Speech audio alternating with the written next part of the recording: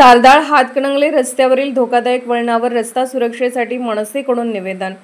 हातकणंगले तारदाळ मुख्य रस्त्यावर सन्मती हायस्कूल ते दत्त मंदिर या ठिकाणी तीव्र स्वरूपाची 2 वळण रस्त्याला आहेत। या ठिकाणी रस्ता सुरक्षेच्या दृष्टीने आवश्यक असणाऱ्या सर्व गोष्टींची पूर्तता होण्याबाबतचे निवेदन महाराष्ट्र नवनिर्माण सेना हातकणंगले तालुका उपप्रमुख प्रमोद परीट यांनी सार्वजनिक उपविभाग हातकणंगले यांना दिले।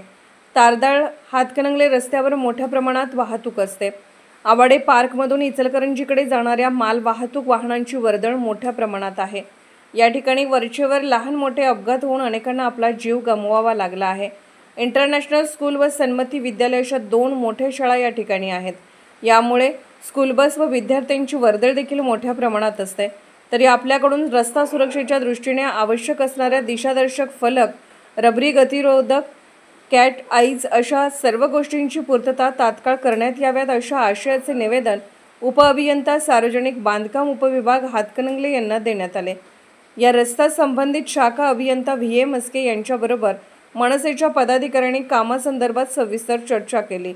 याची दखल घेऊन मस्के यांनी तात्काळ जागेवरती येऊन पाहणी केली। अशा गंभीर बाबीकडे वरिष्ठांच्या बरोबर चर्चा करून योग्य ती कार्यवाही लवकरच करण्यात येईल असे मनसेच्या पदाधिकाऱ्यांना सांगितले। यावेळी उपतालुका प्रमुख प्रमोद परीट, तारदाळ शहर प्रमुख कुलदीप हवालदार, उपशहर प्रमुख संदीप माने, शहर सचिव विश्वनाथ पाटील, बंडा कोळी आदी पदाधिकारी उपस्थित होते।